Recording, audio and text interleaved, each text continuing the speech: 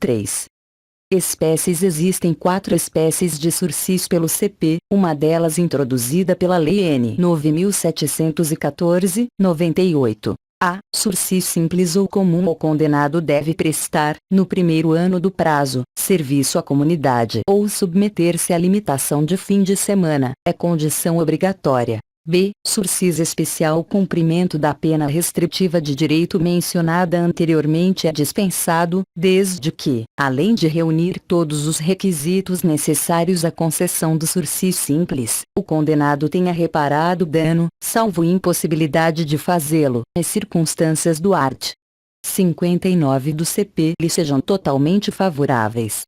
Neste caso, as condições do sursis simples são substituídas por 3 outras, mais brandas. Não frequentar determinados lugares. Não se ausentar da comarca onde reside sem autorização judicial. Comparecer pessoalmente a juízo, todos os meses, para informar e justificar as suas atividades. Art. 78, parágrafo 2. C. Sursis etário para condenados maiores de 70 anos, reunidos os requisitos para sursis simples. A pena não pode ser superior a 4 anos. O período de prova passa a suspensão se dará de 4 a 6 anos. Art. 77, parágrafo 2, uma à parte. D. Sursis humanitário para condenados com sérios problemas de saúde, também reunidos os requisitos do sursis simples e para penas não superiores a 4 anos. E a suspensão se dará de 4 a 6 anos. Art. 77, 2. Fine. 4. Condições. As condições do sursis podem ser legais e judiciais. As legais estão nos art. 78, parágrafo 1, o sursis simples, e parágrafo 2, o sursis especial, as quais já foram mencionadas. As judiciais ficam a critério do juiz, desde que adequadas ao fato e à situação pessoal do condenado. Art. 79. A fiscalização do cumprimento das condições fica a cargo do Serviço Social Penitenciário, patronatos, Conselho da Comunidade, os quais são inspecionados pelo MP e Conselho Penitenciário. O período de prova, lapso temporal durante o qual o condenado estará sujeito às condições impostas como garantia de sua liberdade, conforme já visto, pode ser de 2 a 4 anos, sursis simples ou especial, ou de 4 a 6 anos no caso de sursis etário ou humanitário. Tratando-se de contravenção, será de 1 a 3 anos. Art. 11, LCP.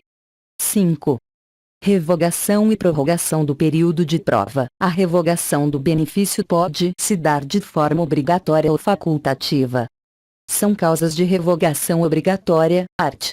81, CP.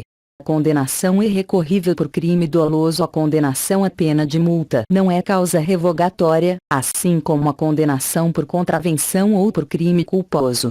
Frustrar, embora solvente, a execução da pena de multa não é o mero inadimplemento, mas a frustração da execução.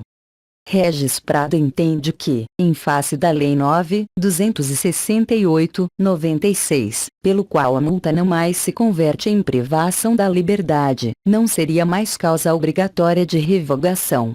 Não efetuar, sem motivo justificado, a reparação do dano. Descumprir as condições do art. 78, parágrafo 1º, prestação de serviços à comunidade ou limitação de fim de semana. O art. 161, LEP traz também o não comparecimento, injustificado, do réu à audiência admonitória. São causas de revogação facultativa do benefício, dependem da discricionariedade do juiz, o qual, em vez de revogar, pode prorrogar o período de prova. Art. 81, parágrafo 1. Descumprimento de outras condições do sursis. Condenação irrecorrível por crime culposo ou contravenção, a pena privativa de liberdade ou restritiva de direitos. Haverá prorrogação obrigatória e automática do período de prova se o beneficiário estiver sendo processado por outro crime ou contravenção. Art.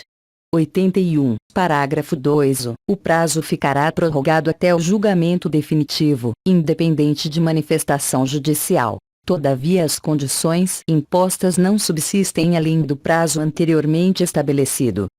Nos casos de revogação facultativa, o juiz poderá, ao invés de decretá-la, preferir impor a prorrogação do período de prova até o máximo, se este não foi o fixado, art. 81, parágrafo 3º, neste caso, as condições impostas subsistem durante a prorrogação. Por fim, estatui o art. 82, CP, que expirado o prazo sem que tenha havido revogação, considera-se extinta a pena privativa de liberdade. Livramento condicional 1. Introdução. O livramento condicional consiste na antecipação da liberdade ao condenado que cumpre pena privativa de liberdade, desde que cumpridas determinadas condições durante certo tempo. Serve como estímulo à reintegração na sociedade daquele que aparenta ter experimentado uma suficiente regeneração. Traduz-se na última etapa do cumprimento da pena privativa de liberdade no sistema progressivo, representando uma transição entre o cárcere e a vida livre. Quanto à sua natureza jurídica, a doutrina diverge. Para uns, é apenas a última fase do sistema progressivo. Para os autores italianos, é uma fase de execução da pena, a qual sofre uma modificação em seu último estágio. Para a maioria da doutrina brasileira, trata-se de direito público subjetivo do apenado, se preenchidos os requisitos. 3. Requisitos podem ser de duas ordens: objetiva e subjetiva. São requisitos objetivos necessários à concessão do livramento condicional. A. Pena privativa de liberdade igual ou superior a 2 anos. Art. 83, caput, admite-se a soma das penas, mesmo que em processos distintos, para atingir esse limite mínimo, bem como a detração penal. A condenação a pena inferior a 2 anos pode ensejar o sursis, jamais o livramento. B. Cumprimento parcial da pena ou tempo mínimo necessário para a concessão do livramento dependerá de 2 fatores: a reincidência e a natureza do crime, de acordo com a seguinte tabela. Deve cumprir mais de 1/3, da pena se o condenado não for reincidente em crime doloso e tiver bons antecedentes. Art. 83, e deve cumprir mais da metade, médio, da pena se ele for reincidente em crime doloso. Art. 83, e deve cumprir mais de 2/3, da pena se condenado por crime hediondo, prática de tortura, tráfico ilícito de entorpecentes e drogas afins, e terrorismo, desde que não reincidente específico em crimes desta natureza. Art. 83, v. O reincidente específico em crime hediondo, prática de tortura, tráfico ilícito de entorpecentes e drogas afins, e terrorismo não tem direito a livramento condicional. Ressalte-se que essa reincidência específica é em qualquer dos crimes desta natureza, não necessitando que a reincidência seja pelo mesmo delito. P. Ense. É reincidente específico quem é condenado por extorsão mediante sequestro, CP. Art. 159, e depois por latrocínio, CP. Art. 157, parágrafo 3º. C. Reparação do dano, salvo efetiva impossibilidade de fazê-lo. Art. 83, IV.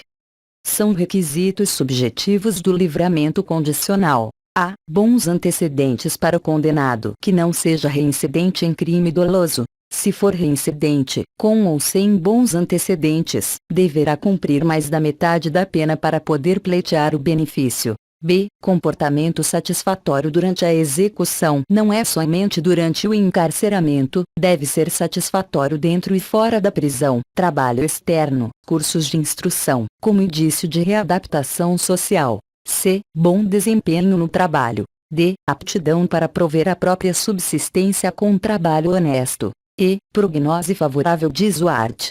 83, parágrafo único, que para o condenado por crime doloso, cometido com violência ou grave ameaça à pessoa, a concessão do livramento ficará também subordinada à constatação de condições pessoais que façam presumir que o liberado não voltará a delinquir. Essa comprovação pode ser feita por exame criminológico, se o juiz entender necessário.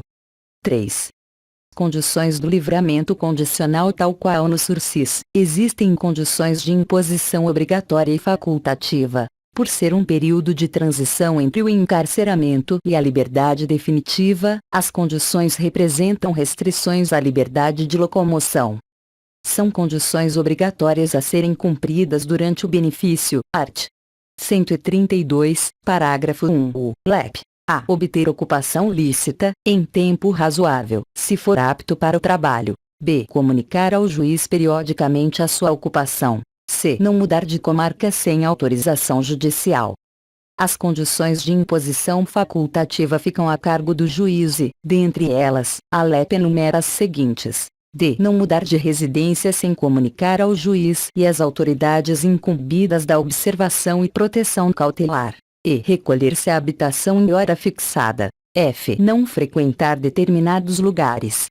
A doutrina ainda aponta que o juiz poderá impor como condição que o liberado abstenha-se de praticar infrações penais. As condições judiciais podem ser modificadas no curso do livramento para atender aos fins da pena e à situação do condenado. Art. 144, LEP. Não havendo aceitação das condições impostas ou alteradas, a pena deverá ser cumprida normalmente, ficando sem efeito o livramento condicional. 4. Revogação do livramento condicional, segundo o art. 86, CP, são causas de revogação obrigatória do benefício. A. Se o liberado venha a ser condenado irrecorrivelmente à pena privativa de liberdade por crime cometido durante a vigência do livramento. B. Se o liberado venha a ser condenado irrecorrivelmente à pena privativa de liberdade por crime anterior, neste caso observando-se o disposto no art. 84. Neste caso, C. Somando-se as penas da nova condenação com a anterior, o liberado poderá continuar em liberdade, se o tempo de cumprimento da pena atual, incluído o período em que esteve em liberdade condicional, for tempo suficiente para o livramento condicional em relação às duas penas somadas. Enze. Em outubro de 1990, a reincidente foi condenado a 10 anos de reclusão. Em outubro de 1995, foi concedido o livramento condicional. Em janeiro de 1998, foi condenado a 4 e 2 meses anos por crime cometido em setembro de 1990. No caso, somando-se as penas, o agente teria um total de 14 anos e 2 meses. Como o cumprimento teve início em outubro de 1990, ele, somadas as penas, teria um total a cumprir de 7 anos e 1 mês.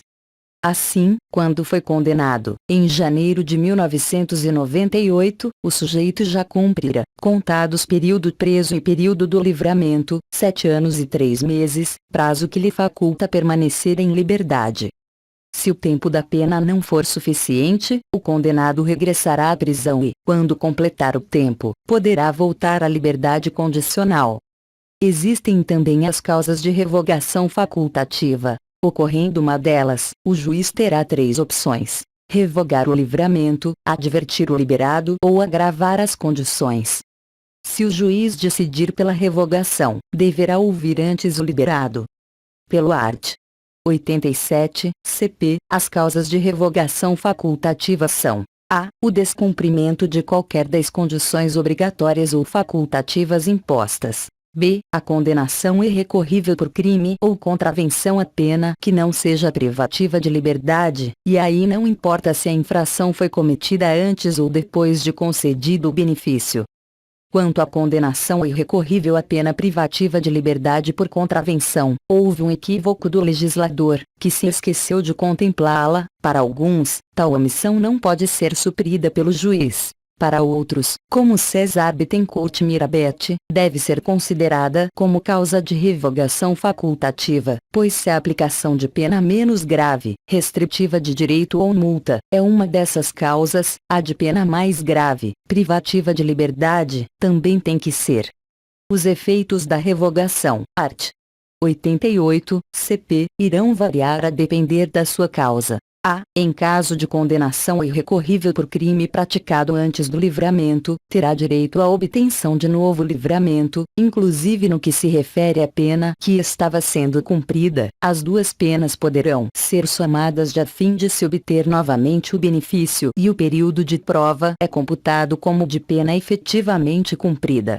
B. Em caso de condenação irrecorrível por crime praticado durante a vigência do livramento, não haverá possibilidade de novo benefício em relação à mesma pena, que terá de ser cumprida integralmente, não se computando o prazo em que esteve solto. Quanto à nova pena, poderá obter o benefício se observados os requisitos. C. Havendo descumprimento das condições impostas, o apenado terá de cumprir a pena integralmente, não se computando o período de prova, e não será possível obter-se novamente o mesmo benefício. D. Em caso de condenação por contravenção, os efeitos serão os mesmos de descumprimento das condições impostas.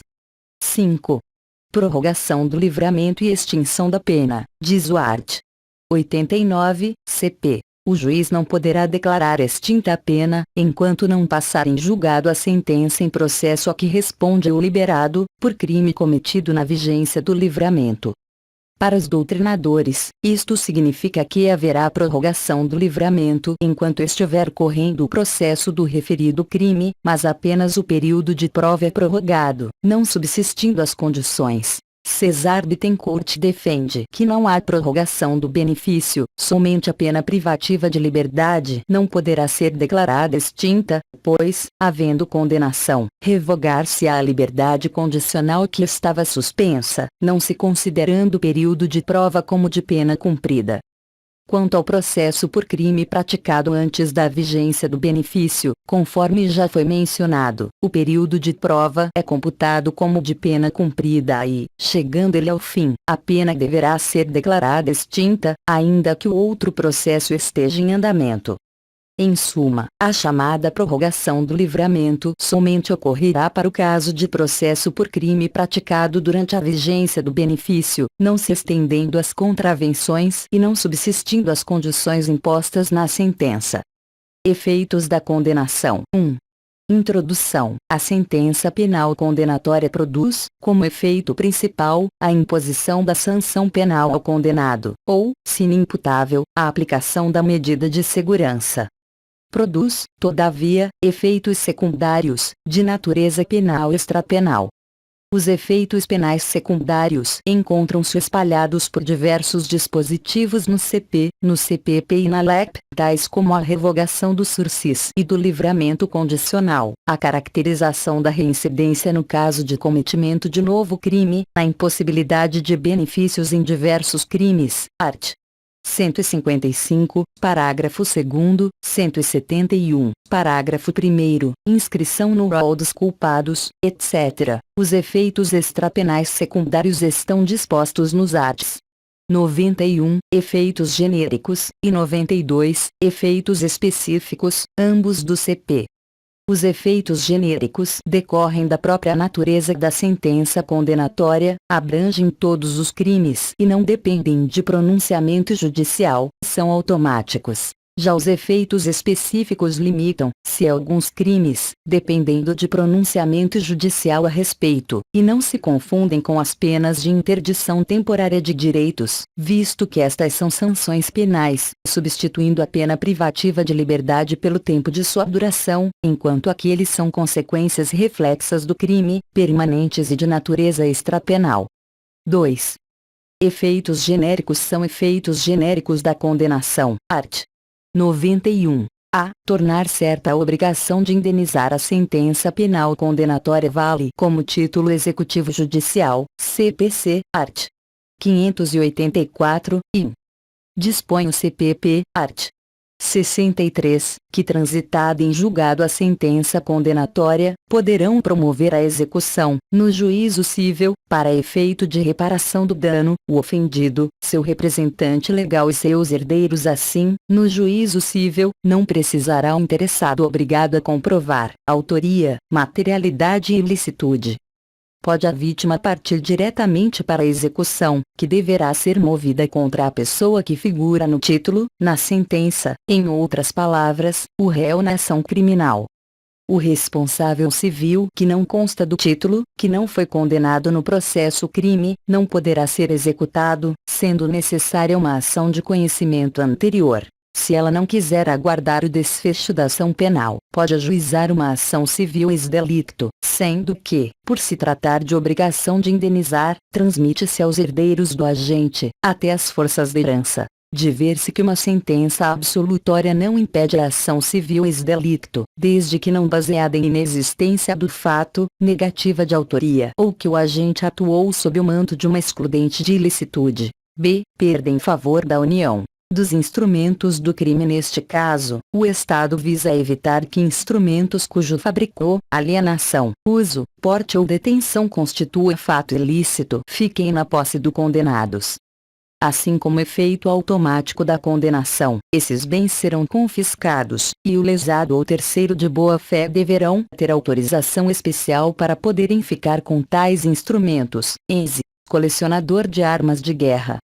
Neste caso, não são confiscados instrumentos que eventualmente foram utilizados para a prática do delito, mas somente aqueles que, por sua natureza, têm destinação específica criminosa ou aquelas cujo porte, p.ex. seja proibido dos produtos ou proveitos do crime, ressalvado o direito de lesado e terceiro de boa-fé visa impedir que o agente tenha proveito com o crime. Deste modo, tudo aquilo que o agente, direta ou indiretamente, tenha obtido em decorrência da prática do crime, deverá ser, em princípio, restituído ao lesado ou ao terceiro de boa-fé, só se operando o confisco em favor da União do valor que sobejar, ou quando inexistir lesado ou terceiro de boa-fé. Este confisco somente se aplica aos crimes e prescreve com a condenação, mas não é suspenso com a concessão do sursis. A pena restritiva de direito de perdimento de bens, acrescida pela Lei 9.714/98, tem preferência, pois se trata de pena, efeito principal da condenação. 3. Efeitos específicos. Os efeitos específicos não são automáticos, devendo ser motivadamente impostos na sentença. São efeitos específicos da condenação. Art. 92. A perda do cargo, função pública ou mandato eletivo aplica-se aos crimes que o funcionário público tenha cometido com violação de dever se a condenação for igual ou superior a 1 ano em caso de crime praticado com abuso de poder ou violação de dever para com a administração for superior a 4 anos por qualquer outro crime. A perda refere-se apenas àquele cargo/função/atividade em que houve o abuso, podendo o condenado ser investido em outro. B. Incapacidade para o exercício do pátrio poder, tutela ou curatela em caso de crimes dolosos, apenados com reclusão, praticados contra filho, tutelado ou curatelado. Tal incapacidade poderá ser eliminada pela reabilitação, contudo esta somente atinge os outros filhos, tutelados ou curatelados, não se estendendo àquele contra o qual o crime foi cometido. C. Inabilitação para dirigir veículo utilizado para a prática de crime doloso não se confunde com a proibição temporária aplicável aos autores de crimes culposos de trânsito, que é pena restritiva, art. 43, e CP. Pode atingir inclusive quem não tem a habilitação. Pode tal efeito ser eliminado com a reabilitação. Reabilitação 1. Introdução. Segundo César Bittencourt, trata-se de medida de política criminal que objetiva restaurar a dignidade pessoal e facilitar a reintegração do condenado à comunidade, que já deu mostras de sua aptidão para exercer livremente a sua cidadania. Declara-se judicialmente que estão cumpridas ou extintas as penas impostas ao sentenciado, garantindo o sigilo dos registros sobre o processo. É também causa de suspensão condicional dos efeitos secundários específicos da condenação. Diz o parágrafo único do art. 94 que, se a reabilitação for negada, poderá ser requerida a qualquer tempo, desde que instruído com novas provas dos requisitos necessários. 2. Pressupostos e requisitos necessários. Os pressupostos para que o pedido de reabilitação seja aceito são condenação irrecorrível e decurso de tempo de 2 anos a partir do dia em que foi extinta, de qualquer modo, a pena ou terminar sua execução. de notar-se que deve ser computado o período de prova do sursis e o do livramento condicional, se não sobrevier revogação. Art. 94, caput. Ainda, são necessários os requisitos previstos nos incisos do referido art. 94, quais sejam que o interessado tenha domicílio no país durante o prazo acima referido, que tenha dado, durante esse período, demonstração efetiva e constante de bom comportamento público e privado, não apenas durante os 2 anos subsequentes à extinção ou cumprimento da pena, mas também durante todo o período que antecede a reabilitação, que tenha ressarcido o dano causado pelo crime ou demonstre a absoluta impossibilidade de fazê-lo, até o dia do pedido, ou exiba documento que comprove a renúncia da vítima ou novação da dívida. Entende Mirabete que a prescrição civil da dívida também permite a reabilitação, mesmo sem a efetiva reparação do dano. O juízo competente para conhecer do pedido de reabilitação é o da condenação, art. 743, caput, CPP, e o recurso cabível da decisão que concede ou denega o pedido é a apelação, visto se tratar de decisão com força de definitiva, art. 593, e, CPP, sendo o caso também do recurso ex officio, previsto no art. 746, CPP. 3. Efeitos da reabilitação. A reabilitação não rescinde a condenação, não extingue os seus efeitos, mas apenas restaura alguns direitos, suspendendo alguns dos efeitos penais da condenação, que, a qualquer tempo, poderão ser restabelecidos se a reabilitação for revogada. São consequências da reabilitação: sigilo sobre os registros criminais do processo e da condenação e suspensão condicional de alguns dos efeitos da condenação. Quanto à primeira, deve-se notar que, segundo o art. 202 da LEP, ela é obtida de forma imediata e automática, não sendo necessário esperar o prazo de 2 anos para a reabilitação, e impede apenas a divulgação dos registros criminais, ressalvadas certas hipóteses, não constituindo um cancelamento definitivo deles. As referidas hipóteses em que pode haver quebra do sigilo são: a. Quando, concedido sursis, as informações forem requisitadas pelo MP ou pelo juiz para instruir processo criminal, art. 163, parágrafo 2 da LEP. B. Quando, cumprida ou extinta a pena, independente de reabilitação, as informações forem para instruir processo pela prática de nova infração penal ou outros casos previstos em lei, como concurso público, fins eleitorais, art. 202 da LEP. C. Quando, concedida a reabilitação, as informações forem requisitadas por juiz criminal, art. 748 da LEP. Assim, o sigilo obtido pela reabilitação é mais amplo. No que se refere à segunda consequência, a reabilitação não atinge todos os efeitos da condenação, como os efeitos penais diretos, a reincidência, a obrigação de indenizar e o confisco dos instrumentos e produtos do crime, mas apenas aqueles previstos no art. 92, CP, vedada a reintegração na situação anterior, nos casos dos incisos I e segundo do mesmo artigo.